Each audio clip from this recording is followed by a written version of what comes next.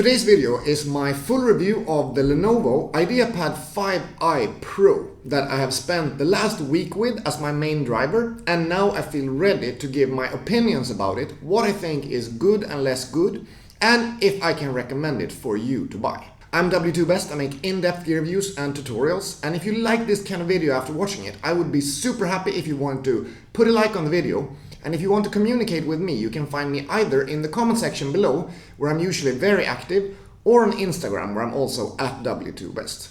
The specification I have of this laptop is the Intel version with 11300H CPU, 16 GB of RAM, which is DDR4 3200 MHz. This is with a 512 GB SSD. This comes with the MX450 graphics, and it has an amazing 16-inch 16:10 aspect ratio screen that has a refresh rate of 120 Hz, together with a 100% sRGB color coverage and 350 nits of brightness in a matte screen format.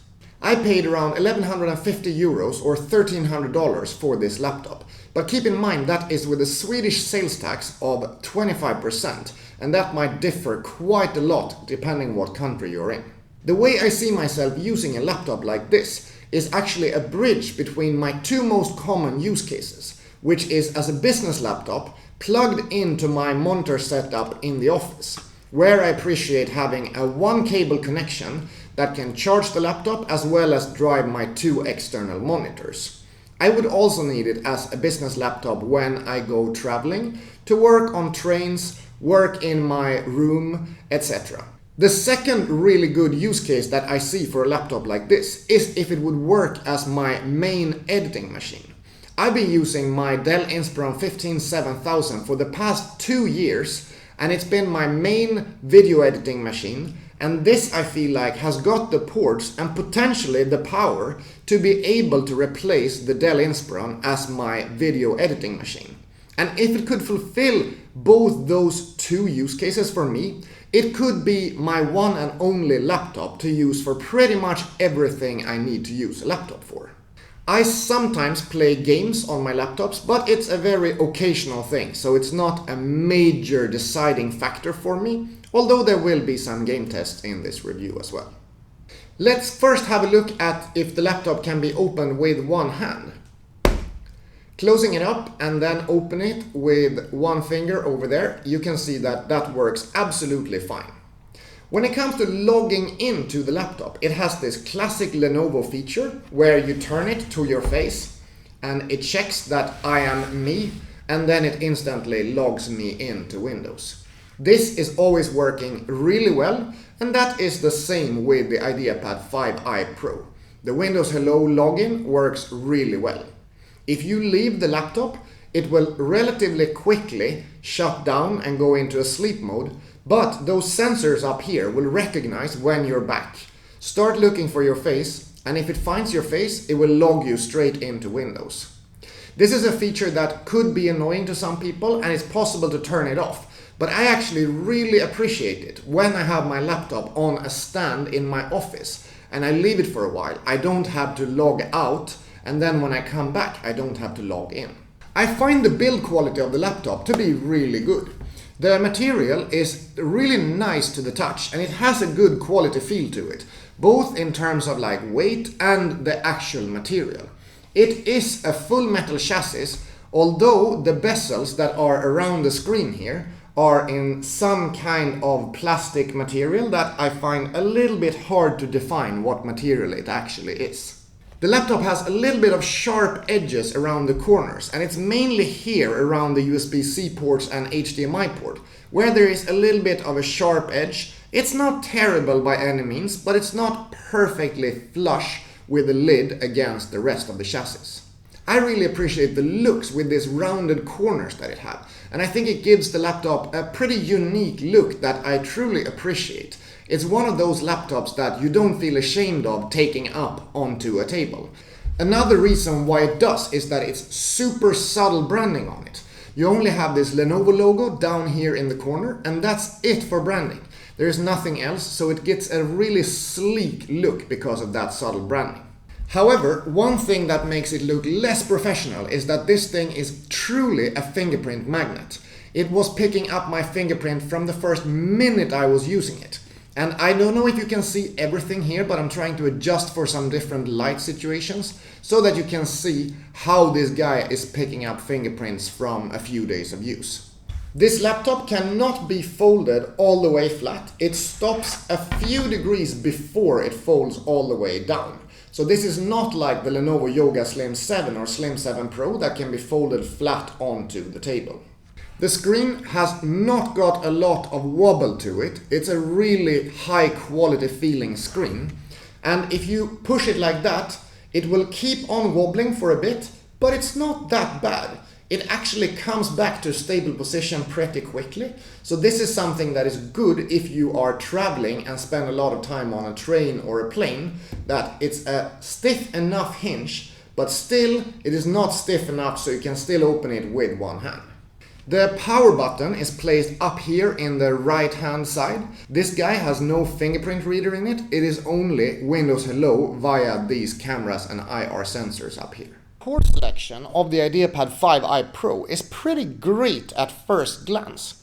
However, when you study it a little bit deeper, it becomes quite apparent that there are some letdowns in this port selection.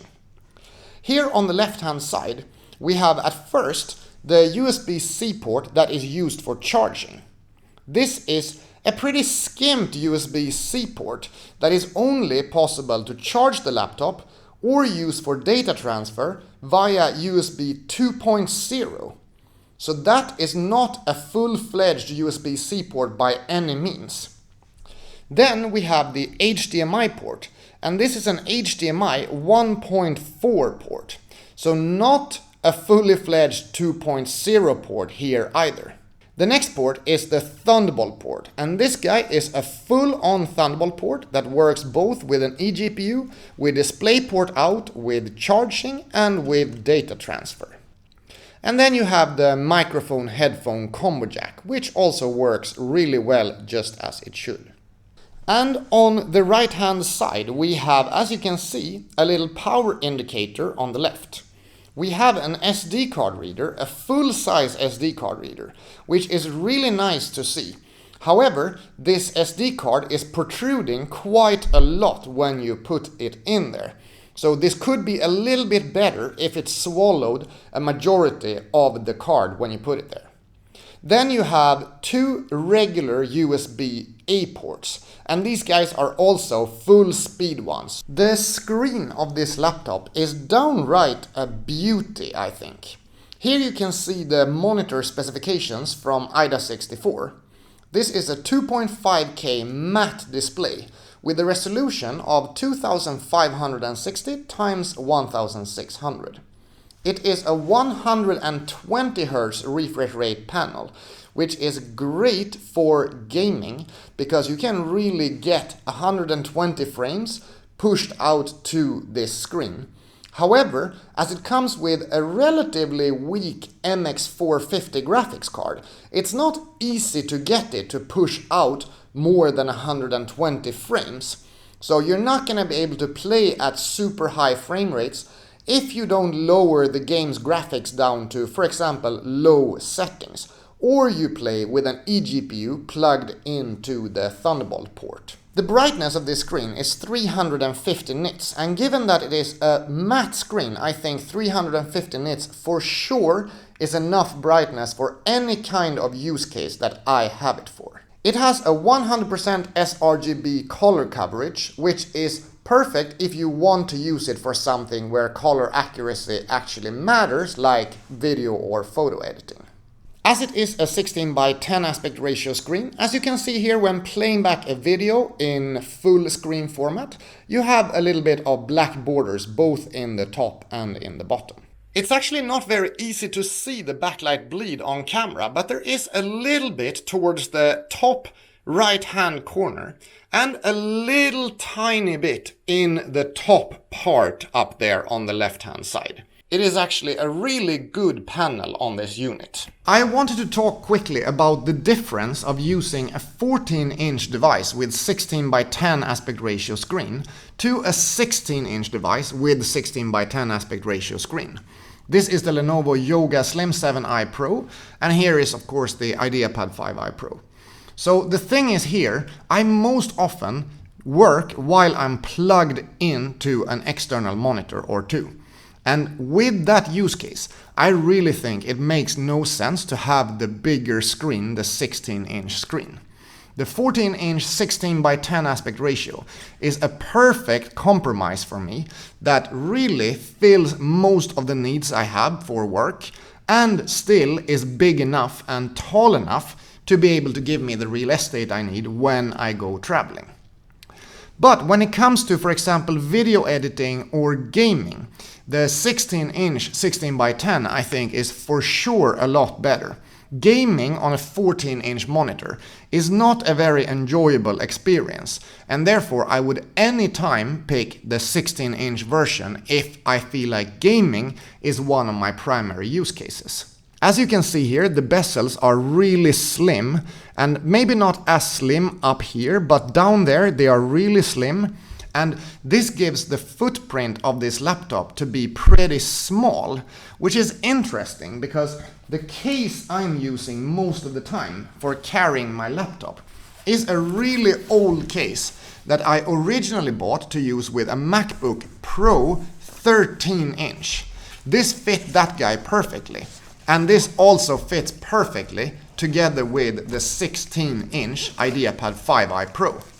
So here's the thing, this is a 16-inch laptop, but because of the really slim bezels, it is feeling like a pretty small laptop just in comparison with what was available moving back 2 or 3 years in time. It is a larger laptop, of course, and that you can see immediately when you look at the weight, because the weight of this guy is around 1.4 kilograms, and the weight of this guy is around 1.9 kilograms. The Ideapad 5i Pro weighs in at 1,937 grams. Together with its included 95 watt USB-C power adapter, it comes in at 2,335 grams. The battery in the Ideapad 5i Pro is a 75 watt hour one. So this is relatively large compared to the 14-inch ones that I've been playing around with lately. However, compared to the XPS 15 or Inspiron 15 that has 97 watt-hour batteries, this is a pretty small battery. The battery life when I've tested come out pretty good. I did my 1 hour streaming test starting with 95% battery, and at that point the computer stated 11 hours and 43 minutes of battery life left. I was streaming video for 1 hour from YouTube on 50% brightness, Wi-Fi and Bluetooth on, and after 60 minutes of playback, or actually 69 minutes of playback, we were at 83% battery, and the computer stated there was 7 hours and 53 minutes left of the battery at that given stage. That was in intelligent cooling mode and with the battery settings set to better battery in Windows. Right now in the idle state we are in, there is no coil whine whatsoever coming from the laptop. Also, there is no fan noise at all right now in this idle state. This is quite a difference compared to when I was doing the unboxing video, so that proves that the Windows updates that I have installed during the time I used it have made a difference in terms of how the laptop sounds when it is in its idle state. The surface temperature is on the WASD keys around 34 degrees. In the top here it's 35-36 degrees, and on the usually hottest part, the KL area, it's actually also around 34-35 degrees. So this is a pretty hot room right now, but the laptop is not hot to the touch when it is in idle, and as I said, the fan is not running right now either. Let's listen to the speakers of this laptop.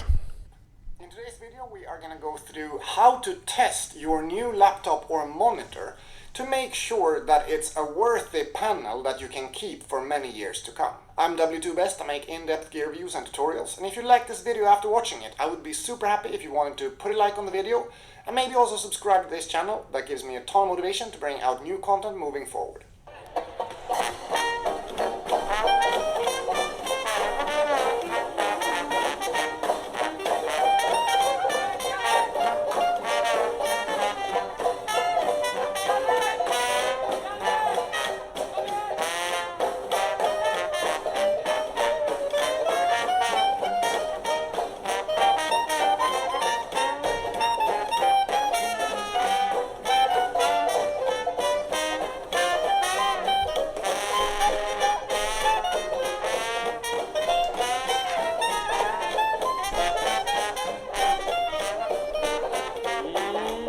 Just because my eyes are dirty, oh, just because my teeth are pretty, oh, just because I always wear a smile.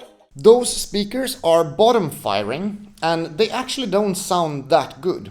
If you compare them to the bottom firing speakers of the Yoga Slim 7i Pro, it is actually quite a lot better in the Yoga. So I really wish that there was both some more volume, some more bass, and some more clarity to these speakers. So they are not very nice even though they are placed on a flat surface like this table here. Here you can see the keyboard and trackpad area.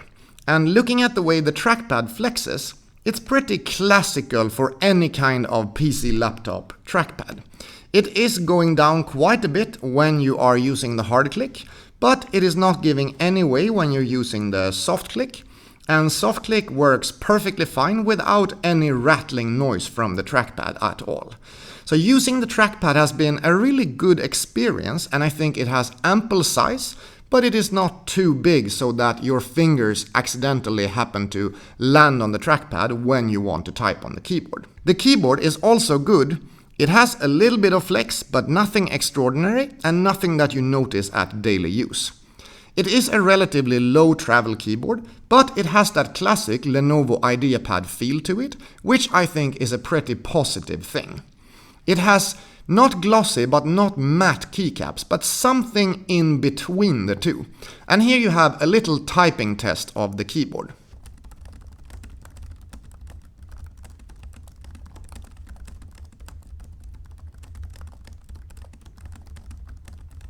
As you can probably hear, this is a very silent keyboard, so there's not a lot of noise coming from it, which is pretty good at some points, but if you prefer a more clicky keyboard with a little bit more feedback, maybe that's not the perfect thing for you. Being a 16-inch laptop, there is also a numerical keypad, which is something I truly enjoy having in my laptops.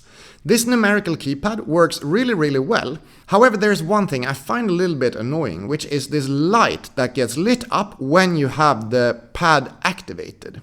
And it is always active, and I haven't found a way to turn that off, because I usually keep the numpad activated at all times, and then I would prefer it to not be a light there that is constantly lit up on the keyboard.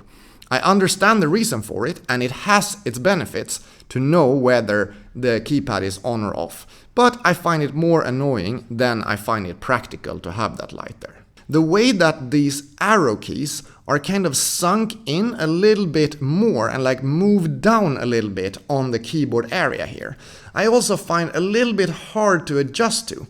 I do like the fact that we have full-size arrow keys there. However, I'm used to resting my fingers on this part of the keyboard and palm rest area, and that becomes really hard to do when those arrow keys have been moved down into that position. I know I'm being pretty nitpicky here, but that's just the way I prefer to keep my hands on the palm rest, which is not really possible with this machine. This is the quality of the webcam and microphone while I am in this relatively well-lit conference room. As you can see, it is a pretty grainy camera experience, and I haven't had any complaints on the microphones, but from what I know from all other Lenovo laptops I've used, the microphone is probably not amazing. Although it works for your occasional video call, you might want to get a hands-free or at least a pair of headphones to use when you are on an important call. Wi-Fi and Bluetooth have been working just fine, and the overall Windows experience, I gotta say, is really good as well. This is Windows 10 Pro, and although I haven't really used any of the Pro features in the operating system, I just think that it has been a very well working experience. The laptop does come with a bit of bloatware, and mainly that is the McAfee antivirus. And there's of course some Dropbox and stuff like this as well, but it's not a huge problem. I uninstalled McAfee the first thing I did, and the Lenovo software suite that is included is actually pretty useful. Mainly, the main useful software is the Lenovo Vantage software. Let's quickly talk about upgradability here.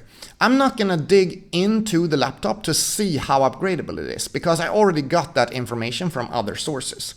And this laptop has an upgradable SSD, although it doesn't have an extra slot for a second SSD. It also has solid RAM, which means that you can't upgrade it from the 16 GB of RAM that is in it when it gets delivered. To me, this is a really big pity, because this is branded as a Pro computer, and I would really wish a 16-inch Pro computer to have upgradable RAM and the possibility for me to put in an extra SSD for a big upgrade in terms of storage. I would love to have used this as my main video editing machine, but for that I would have wanted to be able to upgrade the RAM and get that extra SSD. I think when it is a 1.9 kilogram 16-inch laptop, it should be possible to make it upgradable. I am not a fan of the fact that this is pretty much a non-upgradable laptop. I have been trying out editing video on this laptop, and I gotta say that DaVinci Resolve has been working really well with this combo of the 11300H CPU and the MX450 graphics. I was making this 5-minute no B-roll no BS video on this laptop, and that was a 5-minute video that took exactly 3 minutes to render, which I also think is acceptable render time for full HD video content. Let's try out a little bit of Overwatch, see how the game performs and how hot the laptop runs while playing this game. As you can see here, the game has recognized the GeForce MX450. We have native resolution of 2560 x 1600, and we can run it up to the 120 Hz that the monitor is at. We have a render scale of 75% and medium graphics that was chosen automatically by the game. Right now, when waiting for a game, we have a temperature up here in the top area of about 44 degrees at the hottest point. So it's still heating up quite a bit. But if we're looking at the WASD keys, they are at around 37-38 degrees. So not that hot. Actually there towards the F key and the G key, here we have some hot spots. As you can see there on the JK keys, we have like 46 degrees. As you can see, the laptop is keeping stable at around 90 to 100 FPS for most of the gameplay here. The temperature in the top area here maxes out at 53 degrees during the gameplay, and the temperature on the WASD keys is 45 degrees at the hottest point. On the JKL keys that are even hotter, they are 54-55 degrees, as well as this top part up here is. So there is a line in the middle of the laptop here where it's just really hot during gameplay like this. In core temp we can see that the max temperature was at 91 degrees during this gameplay. The fans are spinning a lot and they are definitely audible at this point, and it would be strange if there was anything else happening than quite a lot of fan action, because here we really have a CPU that is running relatively hot, but most of all we have this chassis that really gets hot to the touch. And even holding your hands above the keys like this, you can really feel the amount of heat that is coming to it. But keep in mind that it's really hot in the room as well, and it's hard to make anything else happen now in this super warm summer weather. So probably that contributes a little bit to the cooling solution and the cooling performance as well. Let's run Cinebench R23, a 10-minute test that maxes out the CPU, and see how much the fan spin up, what core temp we get to, and very importantly, what kind of heat we get on the different parts of the chassis during this test. This is the Core i5 11300H CPU. This is a 35 watt chip, so it's going to be interesting to see how much power it draws during this stress test as well. Now we are in extreme performance plugged in, and when starting this stress test, the computer actually draws 50 watts of power according to core temp. So that's a significant more amount than what the CPU is spec'd at. We are reaching 100 degrees on some of the cores at that point, and therefore I think it's going to draw less power pretty soon because it doesn't want to stay at those 100 degrees. And now it is going down to around 36-37 watts of power, and it's sort of like moving in between 34-39, a little bit back and forth to try to stabilize temperature-wise, I guess. We are still in the beginning of the stress test, but the fans are picking up quite a bit right now. And if we check the temperature here in the middle of the keyboard area that I know is really hot most of the time, we are at around 46-47 degrees here on the JK keys. Also down here by the arrow keys, the keyboard have been relatively hot. But right now they are around 40 degrees, those keys down there. In the hottest area up top here, we have around 44 degrees. So we actually right now have the hottest point for sure down in the keyboard area here on the JK keys. When looking at the performance, we can see that this is 100% CPU utilization, and we have a speed of 3.6 gigahertz that is being used by the computer. Power-wise, we are now around 36-37 watts most of the time, and it's keeping at a stable core temperature of between 75 and 80 degrees on all the 4 cores. We are going in towards the end of this test, and we are still at a CPU speed of 3.6 gigahertz. We are at a CPU core temp of around 80 to 84 degrees, and the fans are spinning at the same level as they were before. Down here we have a temperature of around 40 degrees. Yeah, okay, that's interesting, because on the JKL keys here we have 49 degrees happening. And yeah, that's really hot. Up here we have in the top area 46-45 degrees in most parts. And on the WASD keys we have 40 to 42 degrees. The laptop comes in at a score of 5,961 points. And this can be compared with the 1135G7 that is in the Lenovo Yoga Slim 7i Pro. This guy comes in at 5,216 while running significantly cooler.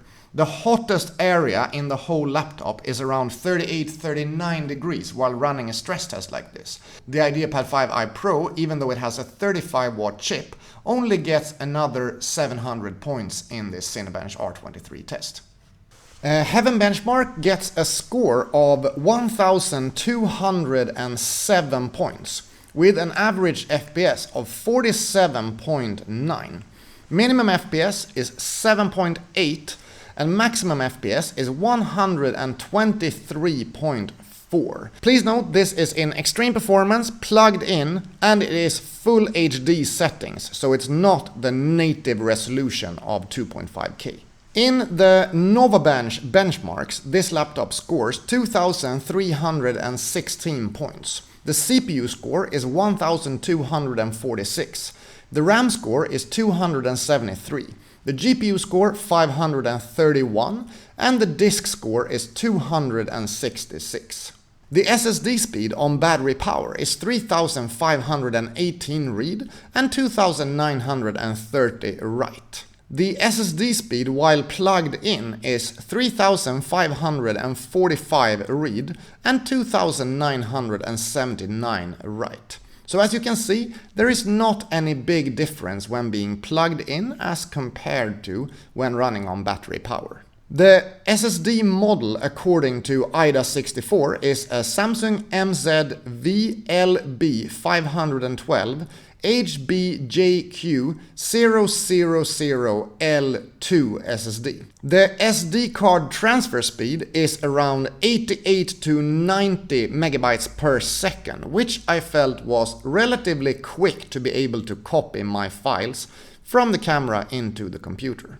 When running IDA64's benchmark for memory, we get a read speed of 42,581 megabytes per second. We get a write speed of 44,292 megabytes per second. We get a copy speed of 36,300 megabytes per second, and we get a latency of 94.8 nanoseconds. So what is my conclusion about the Lenovo Ideapad 5i Pro? Well, I thought that this being a 16-inch laptop would be the potential perfect replacement for both my office laptop and my video editing laptop. But to be able to cover those things, it needs to be upgradable, especially with an extra SSD, so that I can get like one really big storage SSD in together with the system SSD. This is one thing that I truly appreciated on my Inspiron 15-7000, as well as on the regular Yoga Slim 7 that has that extra SSD slot. That is also available in a bunch of other Lenovo models, but it's a pity to see that it's not available in this guy. Especially because this is a 16-inch form factor, there should be space to put something like an extra SSD in there.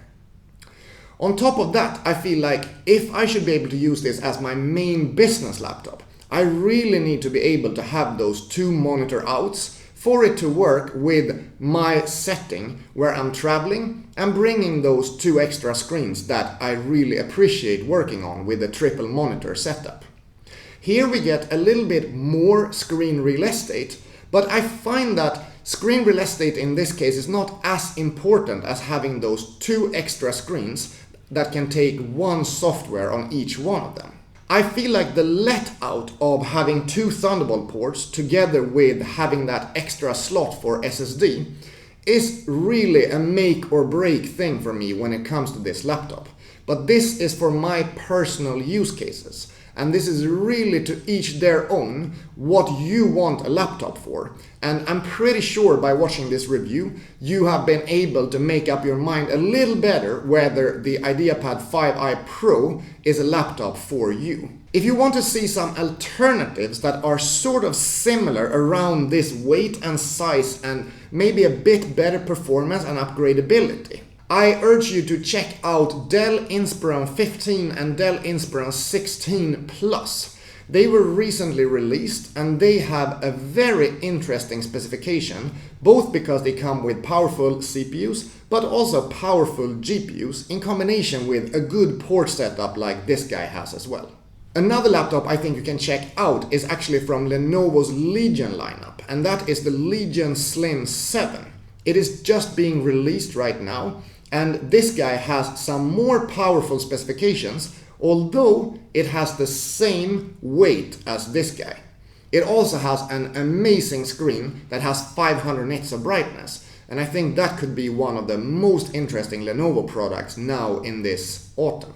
I would also be keen to check out one of MSI's stealth products. You have the MSI Stealth 15 that looks really interesting in terms of the combination of weight performance to price ratio.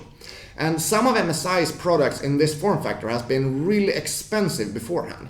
But now with the Stealth 15, they're actually taking down the price quite a few notches. And I feel like that is a viable competitor to this guy. It is sort of branded as more of a gaming laptop, but it doesn't look that much of a gaming laptop, so I think this is worth checking out. And last but not least, if you need a really powerful laptop in the 16-inch form factor, I really think that you should check out the AMD version of Ideapad 5 Pro when that comes out, which hopefully will be sometime after summer.